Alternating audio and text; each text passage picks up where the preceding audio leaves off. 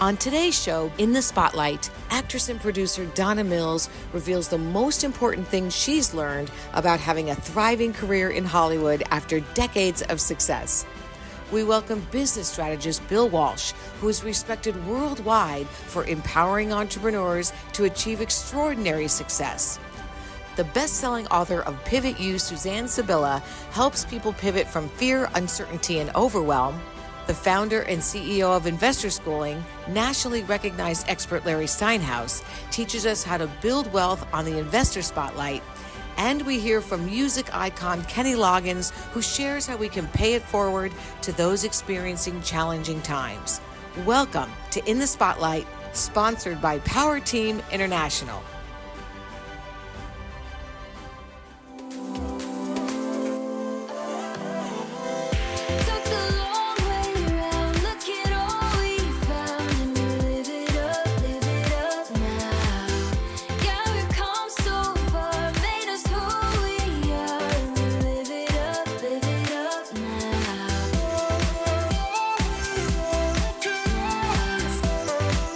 Our next guest is an iconic American actress and respected producer who is best known for her award-winning role as the villainous Abby Cunningham on the hit series Knots Landing for 9 seasons. One of her breakout roles was playing Toby Williams, the girlfriend of Clint Eastwood in the 1971 cult film Play Misty for Me. She is beloved for her many roles after decades of success in movies, on stage, and on television, including her Emmy Award-winning role on ABC's General Hospital. Please welcome Donna Mills. Well, I want to thank you so much for taking a couple of minutes. Oh, my pleasure. Yeah, so we're here, of course, at the Hollywood show, and you have so many wonderful fans that have come to, actually get a chance to talk to you and say hello. What is the emotion that you have, like feeling the impact that your career has had after all its years? It's so overwhelming sometimes because when you're doing things and when you're just, living your normal life, you don't feel that, that love that comes from them. And the fact that you made a difference in their life, it's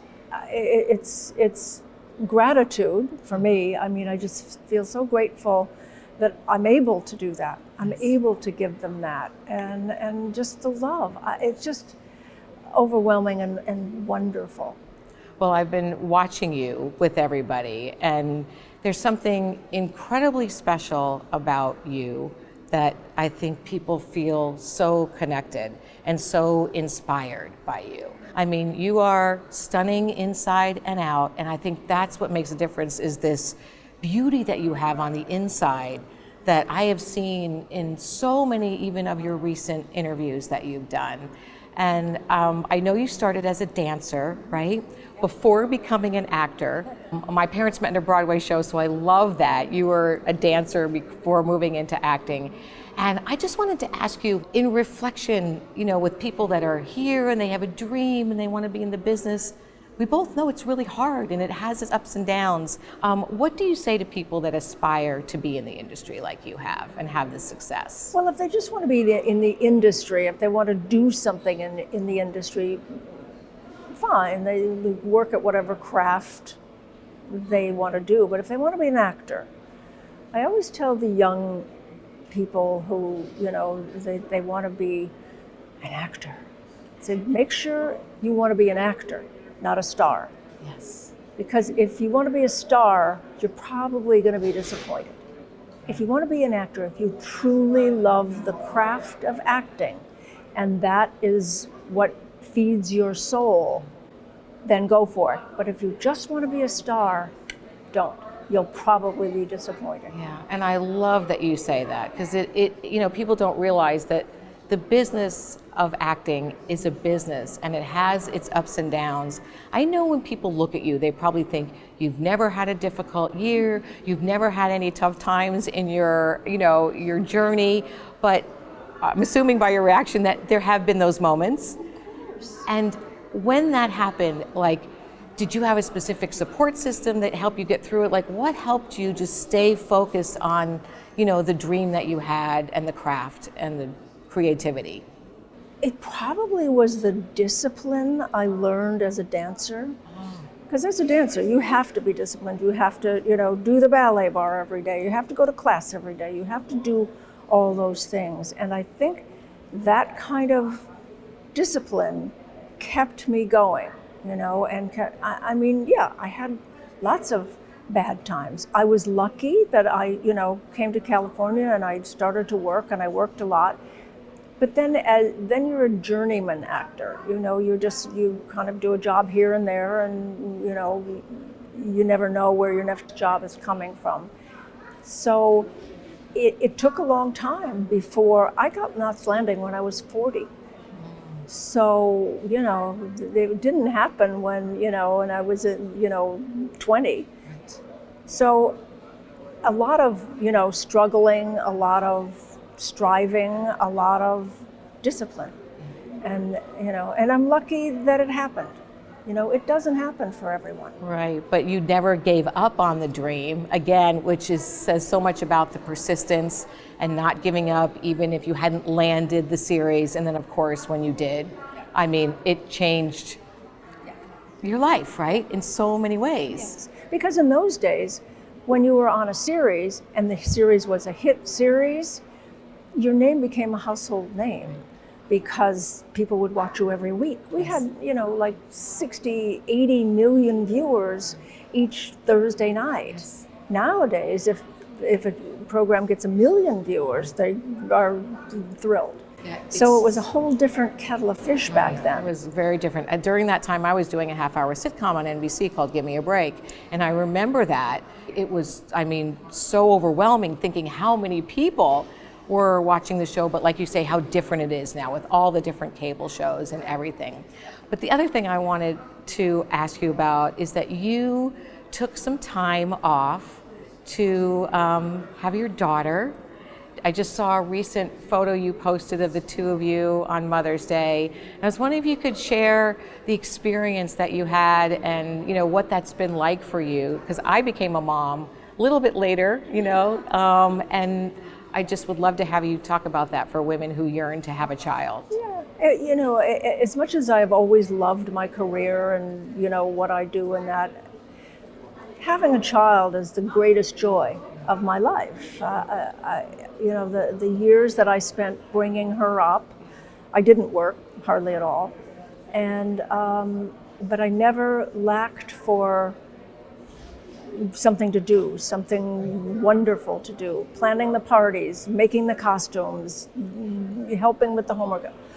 Just everything you do as a mom was a joy, just a pure joy. And she is to this day the best thing that I've ever done. Yeah. See, I love hearing you say that because I think people look at you and they think, oh, it's all about the fame and the this and that, but I think it's such an important message. I learned really young, money, fame, television series, that does not make you happy if you don't have the joy inside with family. And I love that you share that message. And I wanted to ask you, for an aspiring artist who is, working on their craft, what's the thing that you feel like is the most important thing to keep them balanced so they can continue to be joyful during the journey? Boy, I think everybody's different about that. I was very one-minded. I knew what I wanted to do, and I just went after that, and thought about family and all that afterwards. Now that worked out really nicely for me because then by the time I was ready to have a family, I didn't have to work. Yes. I had money from when I was working so that many women have a baby, then they have to work. Right. Then they have to leave the child. It's hard. I can't even imagine. I wouldn't leave her. I just wouldn't. I said I did not become a mom at 54 years old to go off and give her to a nanny.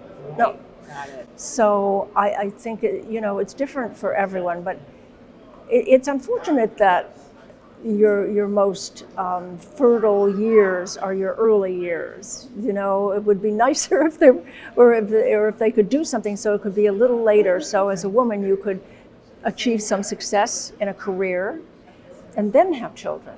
Well, I think you've proven the opposite of that, you know what I mean? Because you've been able to do it and have your career and then have your daughter and really enjoy that. I know I'm glad that I had my son later in life. I think I'm a much better mother than I could have been in my 20s. So just to finish up, I just wanted to ask you if you could just share, because people love to get to know who you are, like what are you the most grateful for now in your life and when you're reflecting on everything that you've achieved? There's so much for me to be grateful for. I think the most grateful I am is for my daughter, that I have her in my life, that she is the person she is. She's grown up to be just a wonderful human being. So I think that's it, that joy that she brings me. I love that. Well, I want to thank you so much. You are just glowing.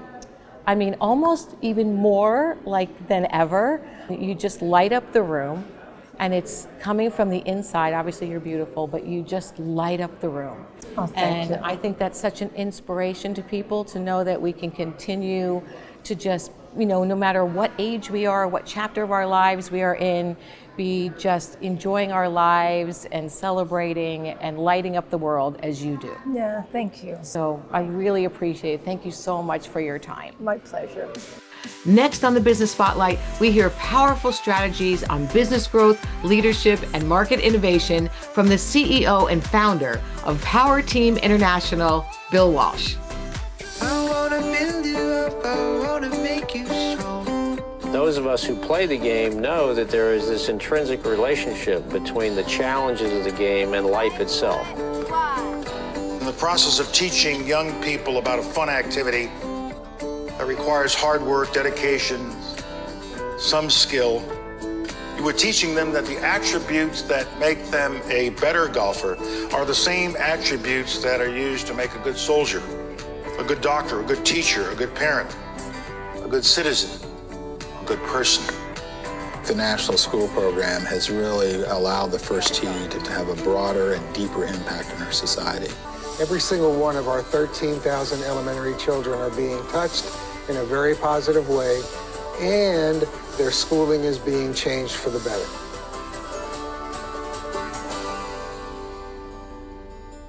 I am so excited to bring our next guest to the show. He is somebody who is recognized globally as a business strategist. He has been known as one of the top business coaches in the world for over 30 years, and he's incredibly passionate about helping entrepreneurs and business owners really learn how to be successful and the strategies that it takes to do that. So please welcome to the show the incredible Bill Walsh. So good to see you. It's so Thanks good to for all have the you. kind words. I'll pay you later for all those kind words. How are you? Oh, I'm great, and I'm so happy to have you here. It's an honor to be here.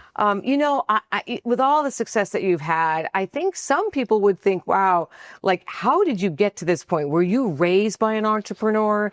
Were you just born into this? I wish I could tell you that I was raised by an entrepreneur. Both my parents both had regular day jobs.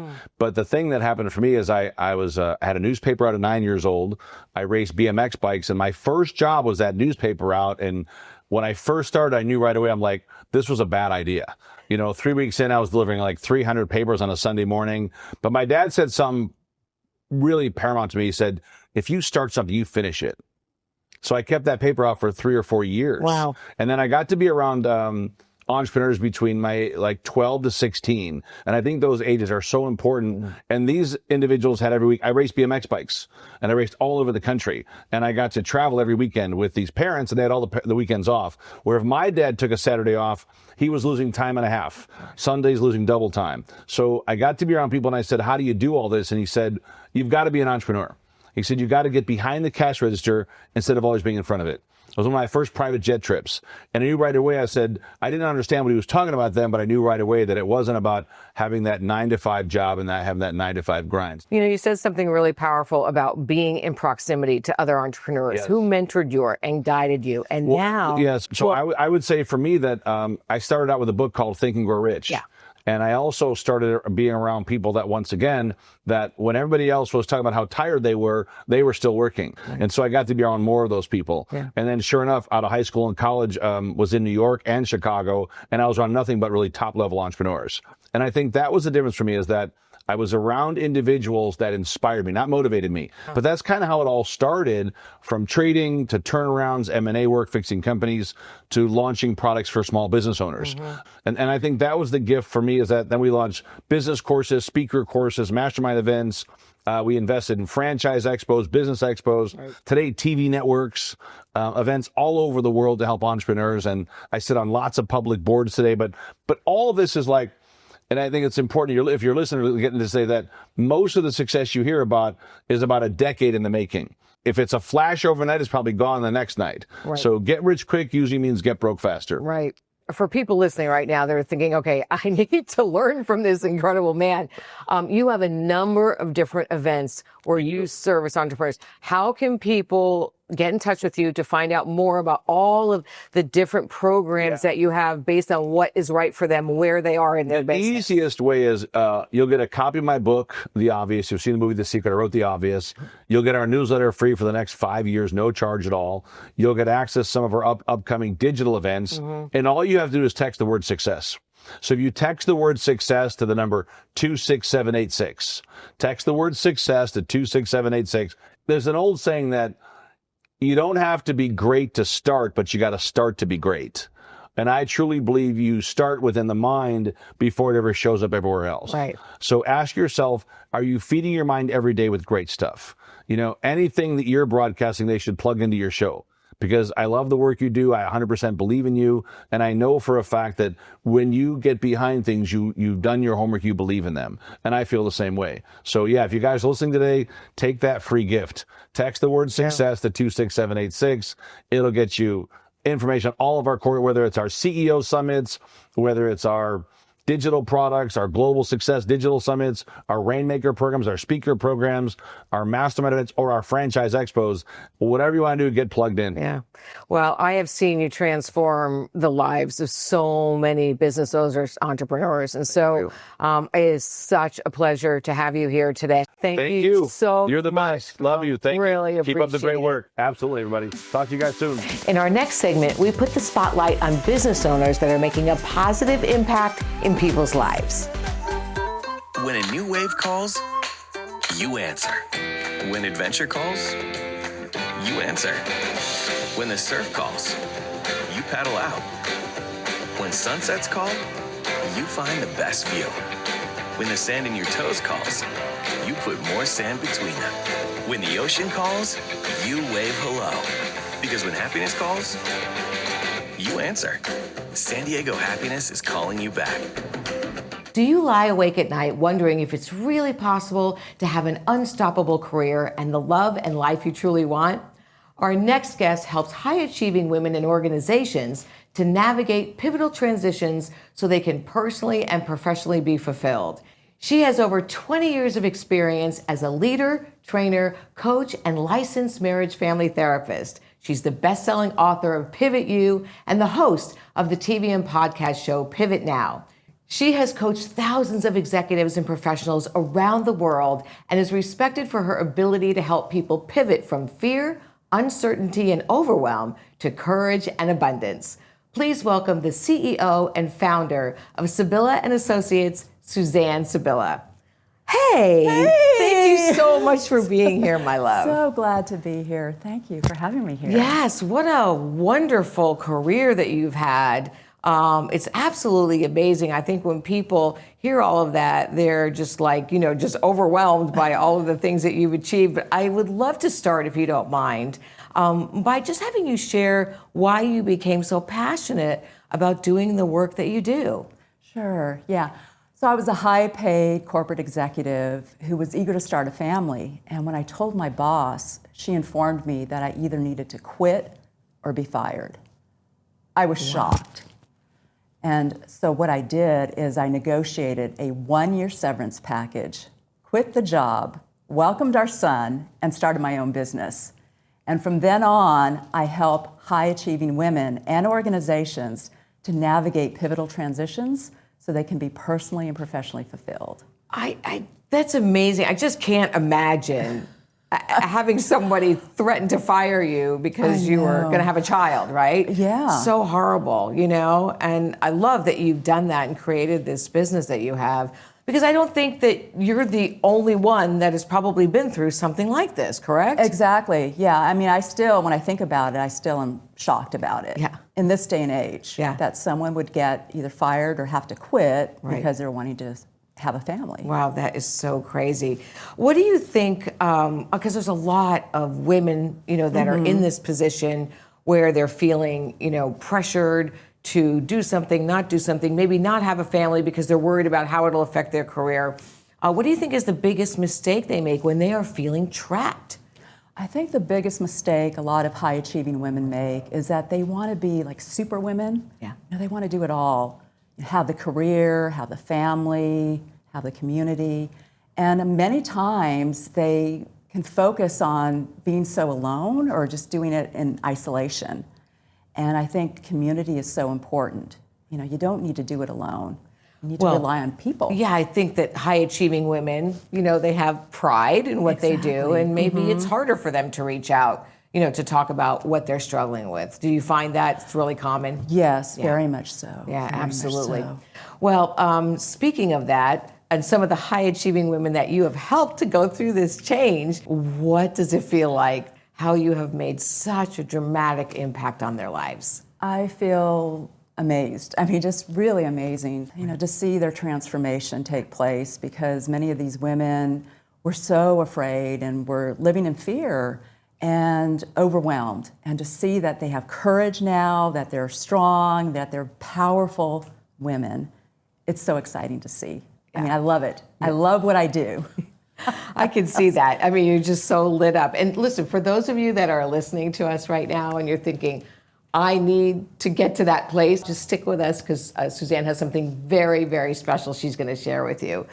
But Suzanne, to finish up, I just was hoping that you could share, if somebody's listening to us right now, they feel trapped. They know they have to make a pivot in their lives, but they are overwhelmed by it and really, really frightened. What do you think is the most important thing for them to remember? Well, I think it's very difficult to make a change. It's very challenging. However, it's really important to really go into your center, if you will, and make that change and see the change as overcoming the obstacles and seeing it as an opportunity for growth and personal development. Yeah, and that is what you have been able to do for so many people. So, I mean, and remembering that they are not alone. I mean, there are communities. I know you have a community of people support, and other communities where people can get some support, to make the changes they need to make, to have the life I know that you say that they deserve. Yes, it's all about having a sense of community. Yeah. And to pivoting to a life you love. Yeah, I love that. Pivoting to a life you love. So wonderful. Well, I thank you so much for being with us today. It's just incredible the work that you're doing, my love. Thank you. It's great being here.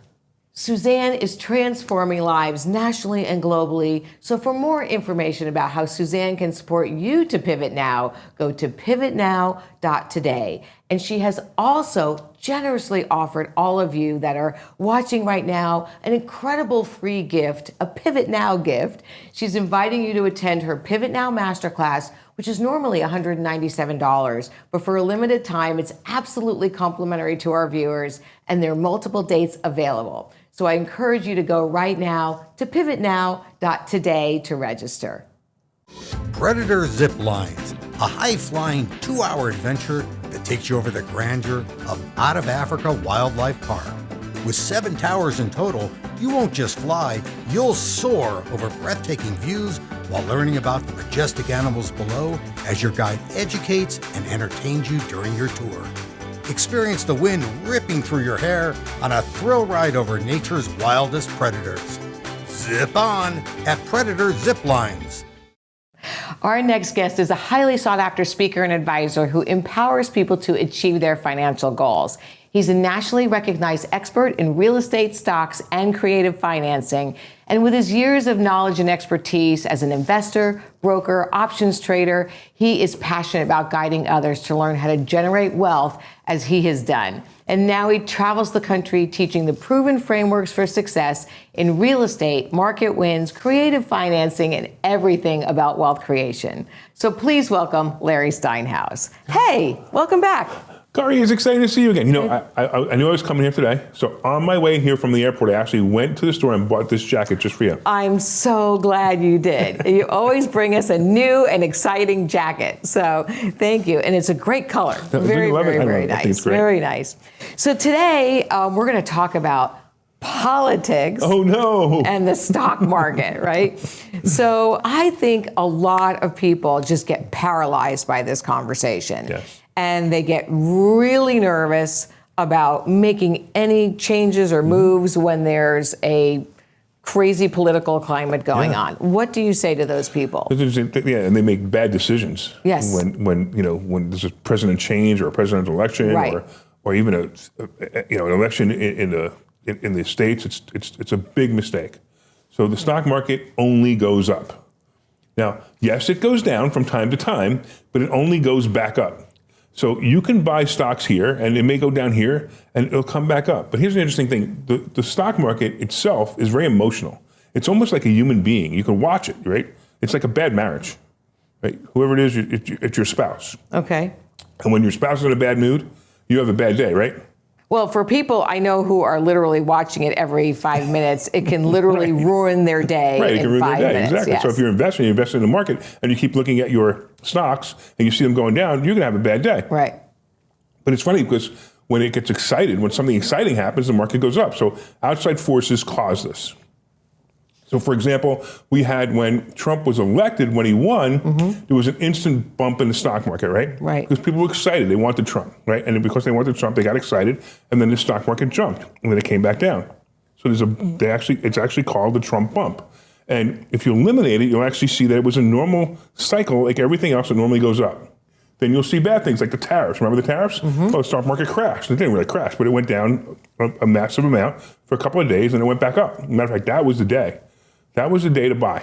When he announced the tariffs and everybody freaked out. That was the time to find all your money and buy when in the stock market. Actually did very well coming out of the tariff slump. Okay. When people are cautious or wanting, they say, okay, I'm just not going to do anything, or I'm going to pull out, or like, I mean, what do you say to those people when it comes to, how to make the decisions? You're saying it's just all going to balance itself out, but there are specific times. Yeah, if they had money in the market, and then the tariffs came, and they said, I'm going to sell everything.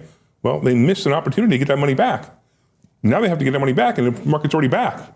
Okay. So if it's already back and they start to buy stocks at this point, it's going to be a problem because they're going to go up slowly again. You would have gotten all your money back plus what you would have, the gains you'd have now. So what is the biggest mistake that people are making when it comes? Panic. Stop panicking.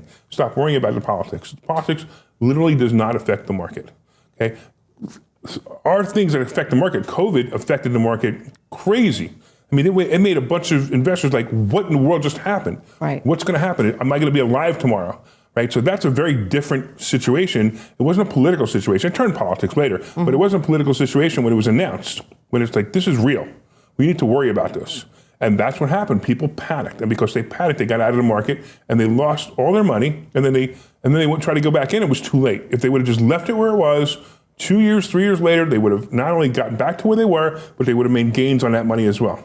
So I think that a lot of people feel like, I know that years ago, I was looking at our stockbroker and I felt like he was actually making more just trading stuff around than we were making. How do people find the right person to guide them? Yeah, that's the problem. The problem is the stockbrokers literally do make money, or the registered reps make money on your money, or you, to give you what could be bad advice. Yeah. And you have to really know, you really should understand what you're investing in. If your broker tells you what it is, that's great, but you should get a second opinion. I do this all the time because I'm not a registered rep. I do not sell stocks. I do not sell bonds. Right. I do not sell anything. I teach people how to do it themselves. And when they learn how to do it themselves, they're like, oh, how come my broker didn't do this? I'm like, I don't know. He should have. He probably would have made more money. But the broker is doing, whatever, there are 200 accounts or 200 people that they have accounts with, and you need to learn how to do it yourself. So you're teaching people how to make these decisions themselves. And in the beginning, they have no idea what they're doing. So it is a step-by-step process, it takes a little obviously. While. It doesn't take long, though. Okay. We have people usually within 3 or 4 months, they're making money in the stock market. Wow, that's great. That's amazing. Just empowering themselves rather than turning it over to somebody Absolutely. else. Yeah. Okay, I think that's amazing. And I know a lot of people who love that, learning about it and doing it themselves. So I like to delegate it to somebody else. That's okay, but just know what you're doing. Yeah. Just know what they're doing. Understand what they're doing. If you understand what they're doing, the odds are likely that they're gonna do well by you. If you don't understand what they're doing and they just interested in their own commission, then you're not going to do so well. That makes a lot of sense. Okay, so this is something that you do teach people in your school. It's Investor Schooling, right? Is that the name of the company? Investorschooling.com. They can go there. I know that you go in there right after the show, because if you don't know where your money is, I got to teach you. Okay. Thank you. I so appreciate it. But the thing that I think is really exciting about today and having this conversation is this is something that you do teach people, and there's obviously other people, in the country that teach it as well. I think the most important message you're saying is get educated. Get educated so that you can keep an eye on, what is happening with your investments. Correct. And the nice thing is that you've offered people who are listening to us right now, the viewers that are listening, that if they want to come to a free class that you do, that they can definitely do that. And they go to investorschooling.com. Okay, so it's investorschooling.com. Definitely go to investorschooling.com to register. It's completely free, and Larry will even be available to answer any questions that you have. So register for the class, and you can start learning how to empower yourself and to make your own decisions. I love that. Larry. Make money. Yes, exactly. Thank you so much. I really appreciate you being here. Okay, thanks so much for being here. Next, Kenny Loggins shares how we can pay it forward to those experiencing challenging times. Stay with us. Now we're going to hear from music legend Kenny Loggins, who shares his heart about how we can make a difference in our communities and pay it forward to those experiencing challenging times. So let's hear from Kenny.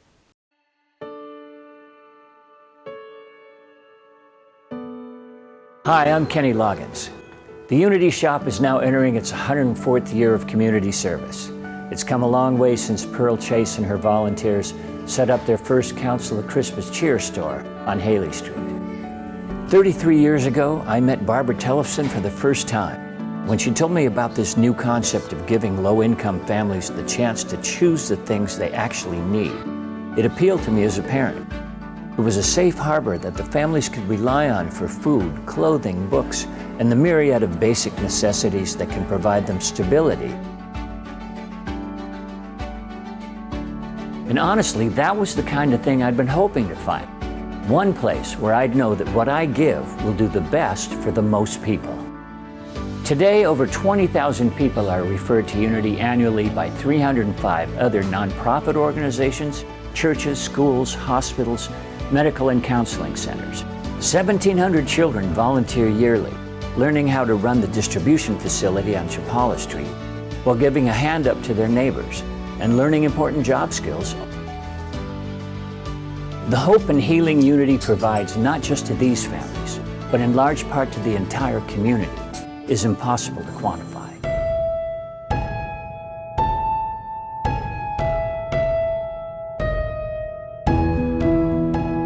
For the past 3 years, I've been volunteering at the Unity Shop. This has taught me that I can have the power to help my community, even as a young person. We love working with Unity because there's so many things that they do for the community, and there's so many ways that we can get involved. From the toys program to the free grocery store and food delivery even. Everything is done with an eye towards giving somebody dignity and towards giving them what they really need. So we love being a part of that. It's such a privilege to work alongside the wonderful staff at the Unity Shop. We're always looking for ways that we can give back to our community. We are glad that we are able to support other families who need them. The fact that most of the work done here is volunteer-based, it really turns around lives, not just in the sense that it gives people things, but it gives people like a purpose, which I think is really cool. This place is revolutionary, really. So they really understand what it means to give according to need, and I think it's just super inspiring. Unity is the only community distribution center of its kind in the county. As you can imagine, the number of people we see each week is multiplying rapidly. We desperately need your help to sustain this humanitarian, loving service to our fellow neighbors. To find out how you can join us, please visit unityshop.org. We're all in this together. For more information about how you can be a blessing to a family, go to unityshop.org.